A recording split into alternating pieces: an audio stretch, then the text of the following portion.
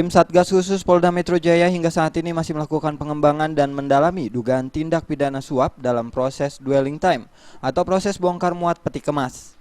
Pengembangan yang dilakukan tim Satgas yang mencari apakah ada tersangka lain dalam kasus ini. Untuk sementara sudah ada 3 orang yang ditetapkan sebagai tersangka, yakni pejabat Kasubdit pada Direktorat Jenderal Perdagangan Luar Negeri di Kementerian Perdagangan berinisial I, pekerjaan harian lepas Kementerian Perdagangan berinisial N, dan pekerja perusahaan importir berinisial MU.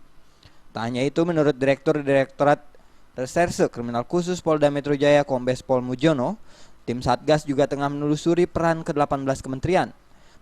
Pasalnya dalam proses dwelling time ke-18 kementerian tersebut juga ikut mengeluarkan izin surat persetujuan impor atau SPI. Setelah hasil pemeriksaan nanti kita tentukan tindak kita lebih lanjut.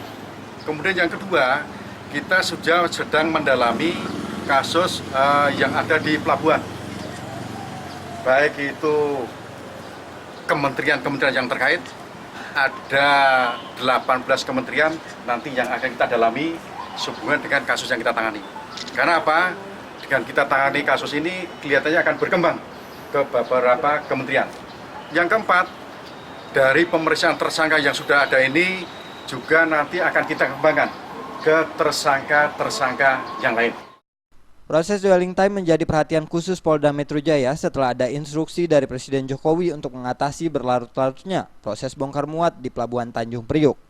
Hal tersebut disampaikan Joko Widodo saat melakukan inspeksi mendadak atau sidak di Pelabuhan Tanjung Priuk beberapa waktu lalu. Alhasil, upaya Polda Metro Jaya membuahkan hasil dengan menetapkan 3 orang tersangka dan sejumlah barang bukti. Dari Jakarta, Jikri Amin melaporkan.